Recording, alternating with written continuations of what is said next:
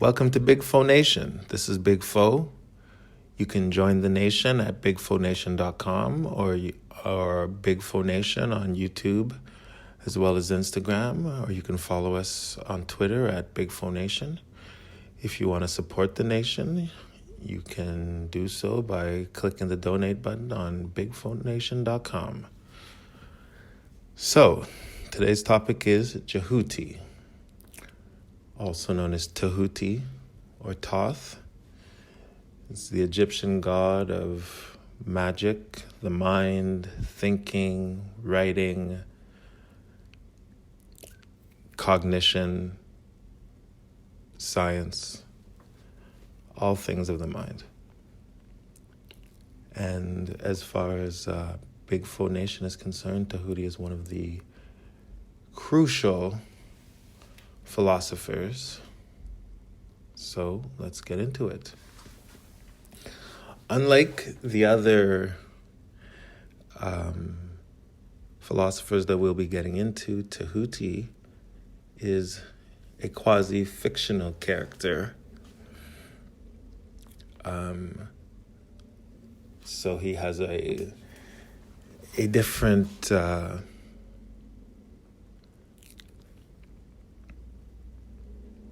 he's different, but his creation and the fact that he was exalted is something that's useful to take note of. So,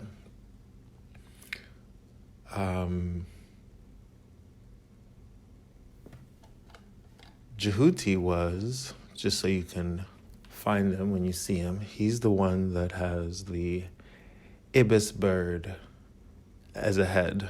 So he's a bird-headed god, as many of the Egyptian gods had a animal head to show some sort of a nature of the god in question. So when we're talking about the ceremony of the weighing of the heart, which was in the Book of the Dead, or the coming forth by day and by night, the ceremony is constructed by a scientist, because this is the domain of Djehuti.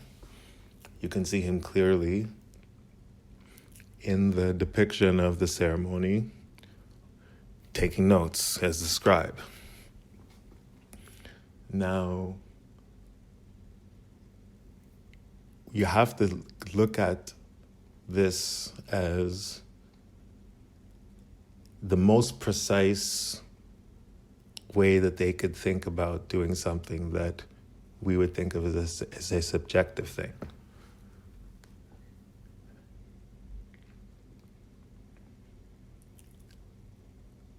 So the measurement of the soul in the eyes of the Egyptians is something that should be done by a scientist.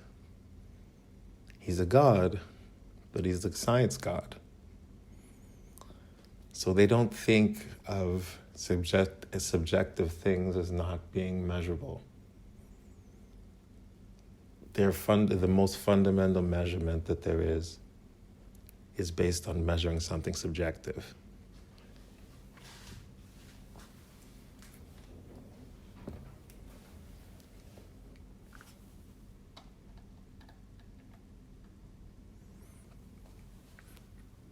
So if you look at Djehuti as the archetype, then you could see that all the great philosophers that were to follow, whether it be Socrates or Plato, even all the way to Einstein, they would have been reflecting principles that were laid out in the Egyptian depiction of the weighing of the heart ceremony as designed by Djehuti.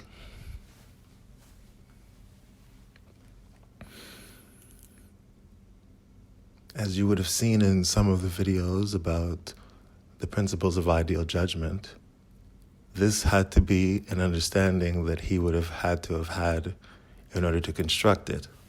Now I'm saying he as though he exists, even though I said already that he's a quasi-mythical character. But you have to say that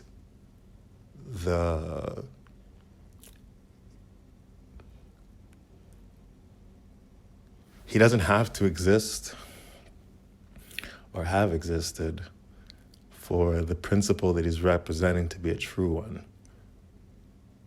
So it's not facts we're talking about, but maybe truth.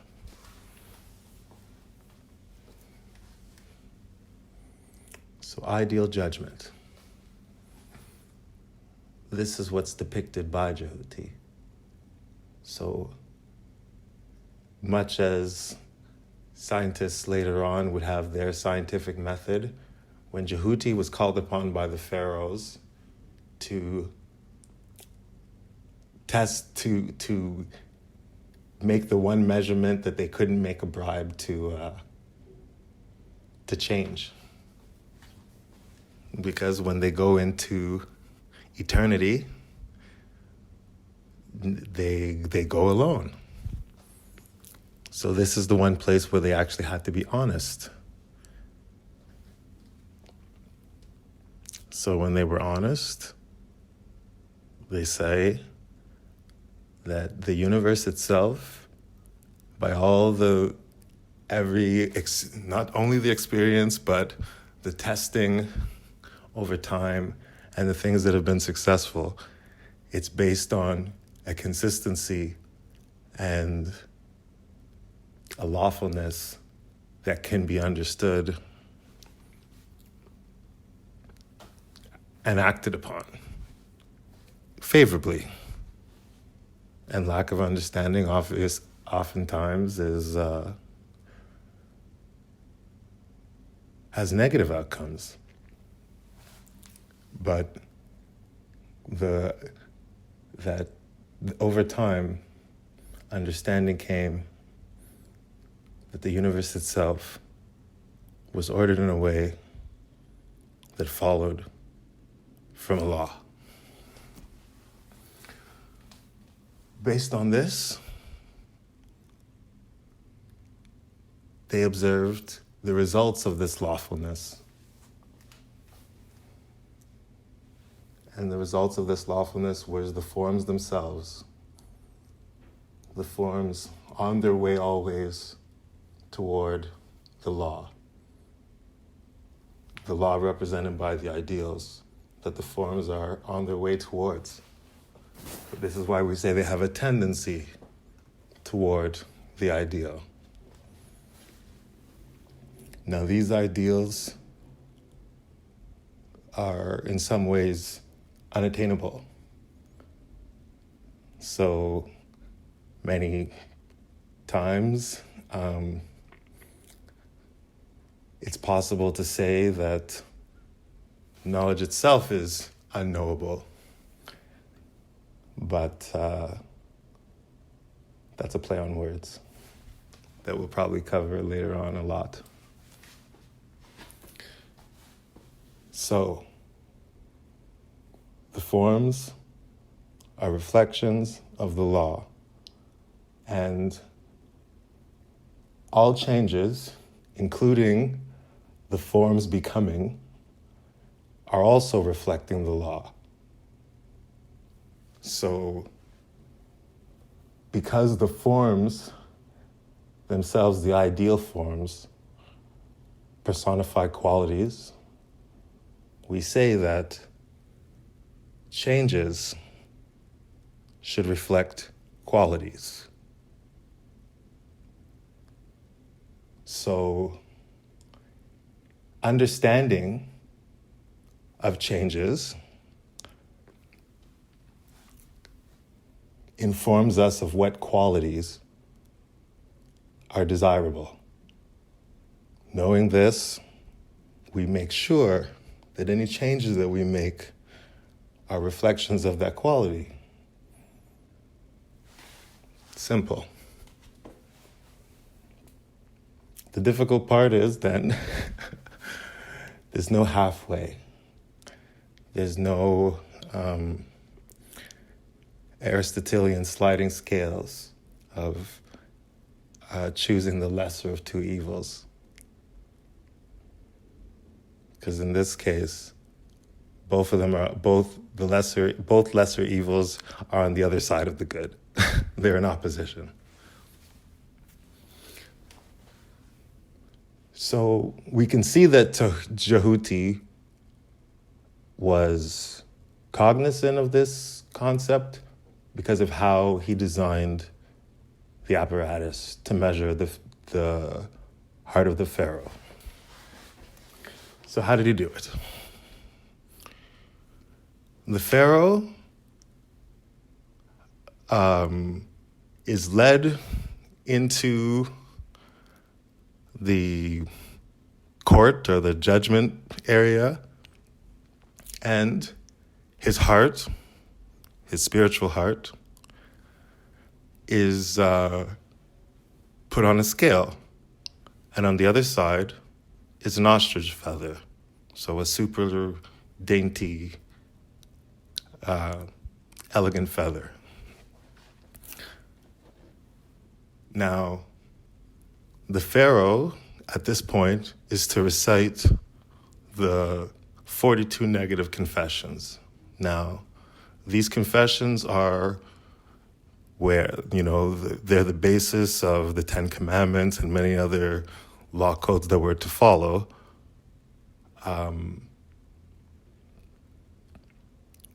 They're saying, like, I have not killed man or woman, I have not, lied, spoken against people, It's just basically making you recite out all the different crimes that you may or may not have committed. Now, the understanding here is that you may be able to lie to other people, but you can't lie to yourself. So you won't be able to say, I haven't lied, without your heart doing something, even if the people wouldn't be able to see it. So the idea here is that if you actually could measure the heart and make someone recite all these things, then you would be able to see the heart responding as each of the confessions is made. Now, the understanding that we have, or that is displayed in the ceremony of the heart, is one that we all understand, at least said on a personal way. We say that we know that when we do good, we feel light, jumping, skipping. That's on the good side. We know that when we do evil, we feel bad. We feel low. We feel heavy-hearted. So this measurement, clearly, this is how you can see that it's based on a tendency. It's not measuring the heart at any one point. It's measuring what is the tendency of the heart. So if we sum the feelings of the heart, which are supposed to be reflections of the actions of the person, we say, is this heart generally tending toward lightness, or is it generally tending towards the heavy? So because we know about a heart, if the soul that is driving this heart is doing the right things, then that heart is going to be tending towards lightness generally over time. So if we want to measure if the heart is moving generally towards lightness, the personification of lightness is the feather. So they got the right quality to measure the type of change and tendency that's desirable. So this is all present within the depiction of the weighing of the heart ceremony. How does the Pharaoh test his soul? He cannot test his soul directly. It's an eternal thing. But you can test things that it drives, like the heart. So this is Tahuti's creation. Now, in many ways, he's the first messenger, the first prophet. A lot of the philosophers, whoever you want to call them, thinkers, mental leaders among humanity have kind of taken on this model. For example, this is from the Book of the Dead. It is Thoth, the everlasting king who is here.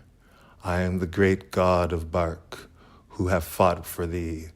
I am one of those gods, the powers who affect the triumph of Osiris over his adversaries on the day of the weighing of the words. I am thy kinsman, Osiris. I am one of those gods whom Nut hath given birth, who slay the adversaries of Osiris and imprisoned the Sebua on his behalf. I am thy kinsman. Horus, I have fought for thee. I have prevailed for thy name. That's an example of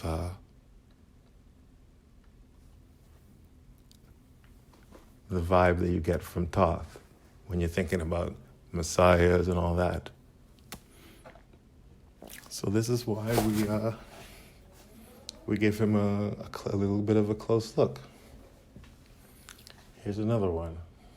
I am Thoth, who effect the triumph of Osiris over his adversaries on that day of the weighing of the words in the house of the prince, which is Heliopolis.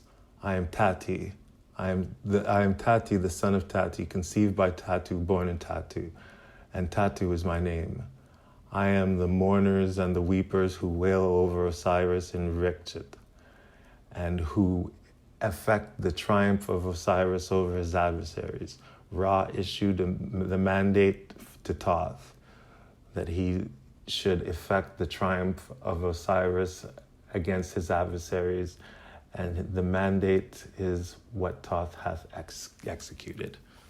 You know, when you're thinking about the second coming and all these different things, think about how Thoth was depicted in the Book of the Dead, and this would have been, the modest numbers would put it somewhere around, close to 30 BC, 3,000 BC. So, based on the conclusions that you can get, the three principles that are drawn from the weighing of the heart ceremony, given the heart being measured by the principle of the feather, you can, once you can draw from that the ideal judgment, then you can see that Socrates was fighting for exactly the same thing. Because in Gorgias, he clearly speaks in a way that, as though this is what he's defending directly. Like when his defending of the ideals takes a form of a defense of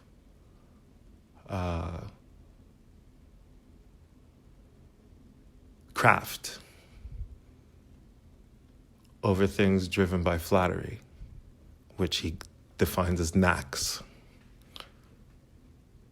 So it's pretty clear that Socrates believed in a lawful universe. He fought pretty hard to establish ideals, And when he talks about, in Georges as well, when he speaks about the health of the body and of the soul, it's clear that he understands change and the law of that change and how it should reflect not only ideals but natural law. So although he never himself ever articulated something called ideal judgment, and neither did Djehuti, they both were acting in knowledge or in understanding, conscious or otherwise, of these principles. They were living examples of it. So it's important to understand Djehuti and not just look at him as some sort of a mythical hero. Look at the principles and look at how he defined science and what he thought was learning and understanding and how that applied to the universe. So that when you look at things like what's happened, like the great wonders that you see in ancient times and in ancient Egypt in particular, you can look at them and see them as the culmination of many golden ages as opposed to aliens. So that's the first one on Djehuti. So we'll continue later. This is Big Foe.